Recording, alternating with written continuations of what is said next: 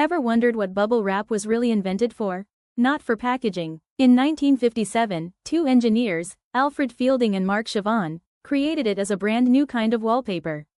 They fused shower curtains together, trapping air bubbles, thinking people would love bubbly walls. But no one did.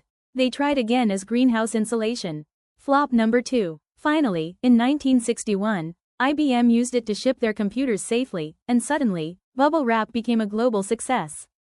The moral? Sometimes your idea isn't wrong, it's just waiting to find the right purpose.